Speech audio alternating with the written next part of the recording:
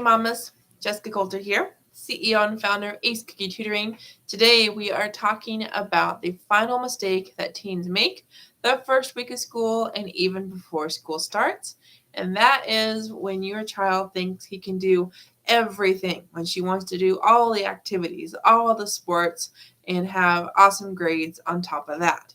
So if that's what your teen's thinking, hey, I'm going to do it all and has no idea how he's going to balance it, how she's going to find time for everything, that's what we're talking about. So I want to hear from you mamas. How many sports, how many activities is your child planning on doing this year?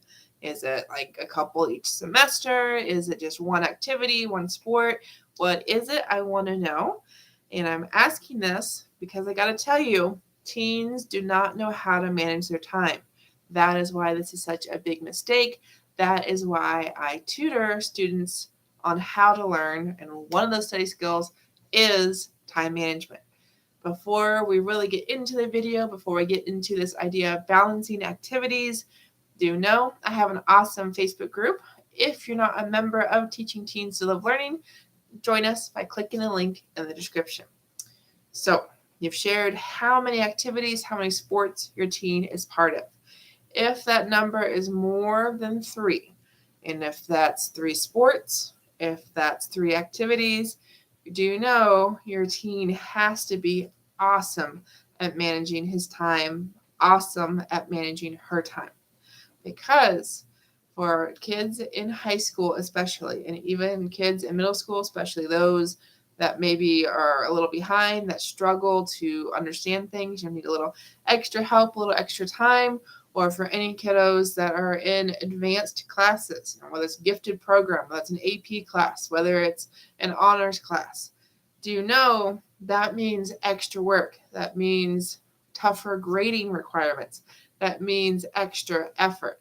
And if your child's at the college level, college is a whole new ball game. No matter if it's a freshman level class, your child's capstone project. Do you know the higher, farther along your teen goes in school, the tougher it gets? So the reason I say this, the reason this matters is I know I'm a little biased as a tutor, as a substitute teacher, as an educator, as a former valedictorian, but school, meaning schoolwork, meaning grades, meaning test scores, meaning academics, have to come first before anything else, okay?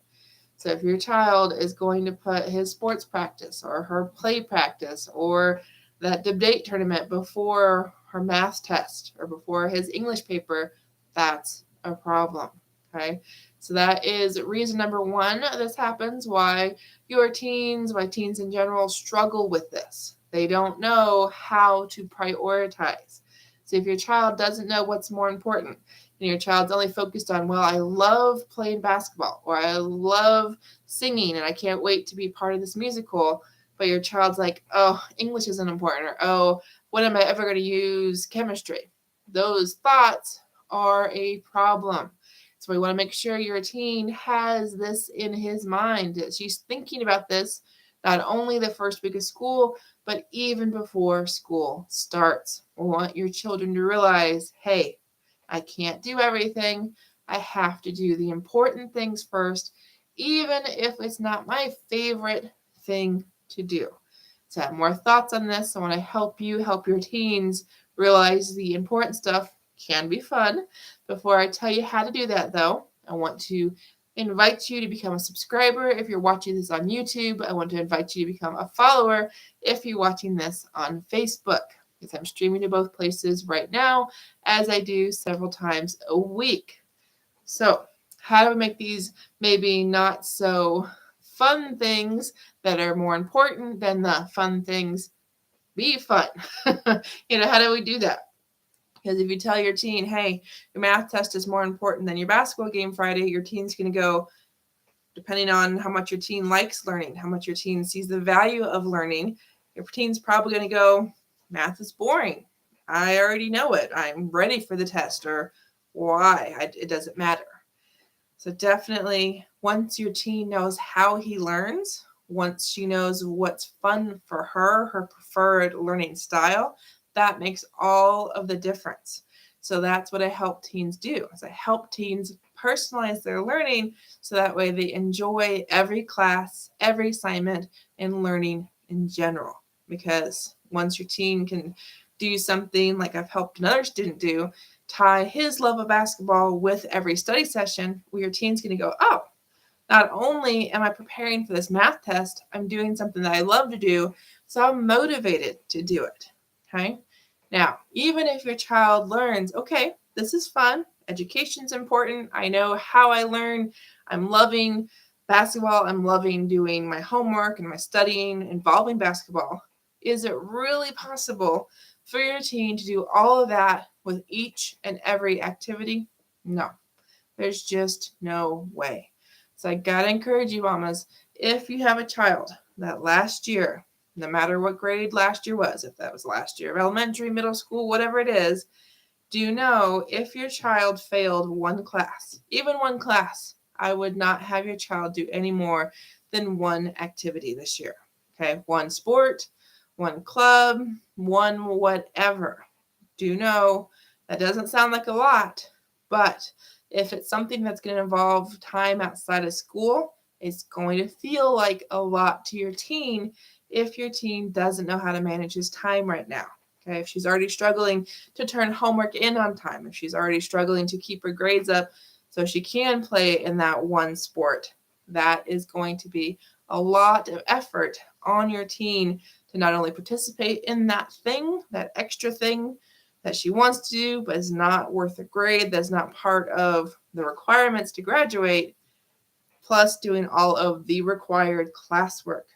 Okay, so definitely, even if you've got a kiddo on the opposite side that passed all classes with A's last year, seemed to sail through, I would stick to no more than 3. Okay, 3 would be my magic number. And if that's really easy this semester, maybe add on a little bit more next semester.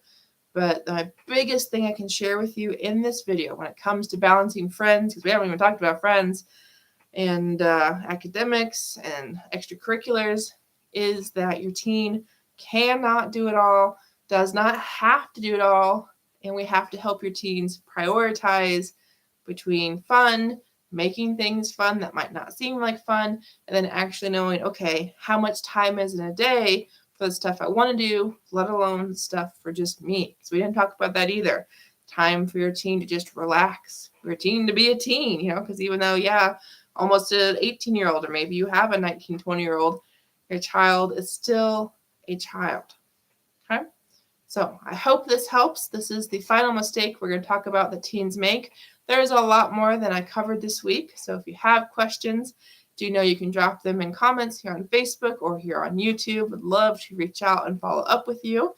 And if you want to learn more about my Love to Learn program, how I teach students how to manage their time, how to help them love learning by personalizing their learning, that is something we could talk about in my Facebook group as well. So definitely click the link in the description, answer a couple questions, and you'll be able to join the group. And when you join the group, you'll get my free homework buster.